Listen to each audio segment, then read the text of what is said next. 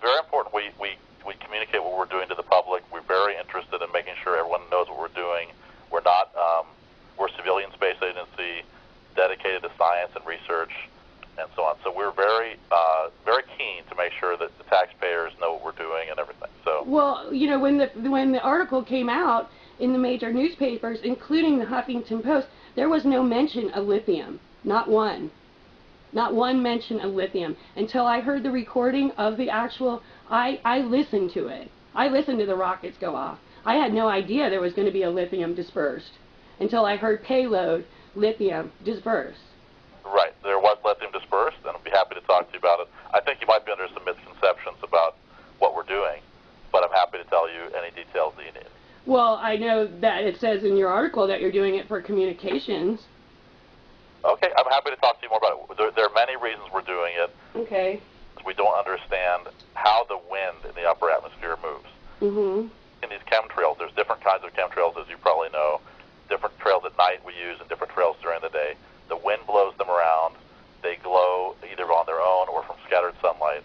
We take pictures and we can see how the wind trail moves around and use that to infer what the wind is. Just like if you were taking a picture of an airplane contrail, you can use that to see how the wind was blowing up at those altitudes.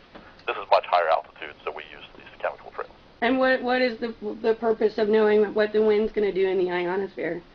The purpose is the ionosphere. It's really to understand our planet. It's very fundamental science. We're trying to understand. Every day we know there's electric currents that flow over the head. They're just naturally there. They've been there for, ever since the Earth had an atmosphere and a magnetic field. And the wind is driven by the sun. The sun heats the atmosphere. The wind blows. And every day that wind drives an electric current. And we're trying to understand what causes that. Essentially, how does it work in detail?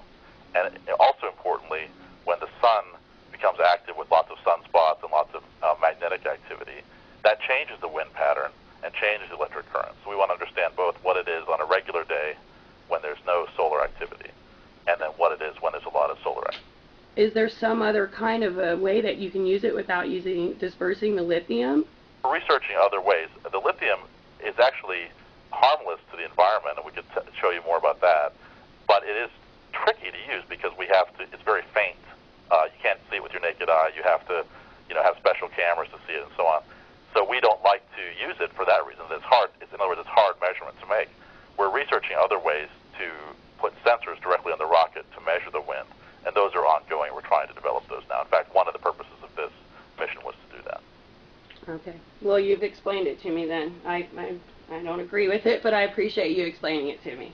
Email too if you have detailed questions, anything you want. Okay, I will. I'm gonna research a little more, and I will email you. And I appreciate you taking the time out to speak to me today, sir.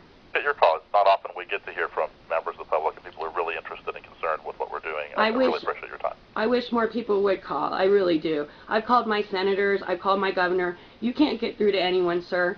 You can't get through to anybody. Yeah. I go to my city council. I live in rural North Carolina. They don't care. They laugh you out of there. There's no other recourse for us, sir, unless to talk to people directly and find out what is going on, because we're paying for it. Well, I don't know how far you are from Wallace Flight Facility. Is that easy? Is that drivable from where you are? Where is it, sir? I don't know where it is. It's north of Norfolk, Virginia. It's on the eastern shore of Virginia. If you're at Norfolk, it would probably take you another 2.5 hours to get there. Uh-huh. So if you're in North Carolina, I don't know where you are, but maybe. I don't know. Right. Yeah, I'm in western rural North Carolina near the Tennessee border. Have a chance. You might consider either going to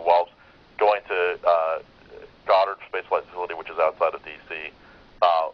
There is Clemson University, which is where all the chemical release work is done. Oh, really?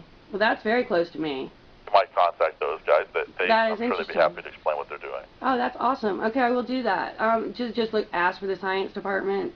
Well, I don't know what department they're in, but Larson, Larsen, Miguel Larson is the lead, and he's been doing this for decades and can explain in detail what they're doing and why it's not an issue for people living. We wouldn't, we would be, as a government agency, we would not be allowed, to do anything that would be harmful. So he's under strict controls and that sort of thing. So he can explain it to you. He can even show you around, that sort of thing. Okay, and you said his name was Miguel Larson with an L? Larsen. Okay, at Clemson. Okay, well, thank you so much, Mr. Rowland. I appreciate all of your information. Yeah. Thank you. Have a nice day.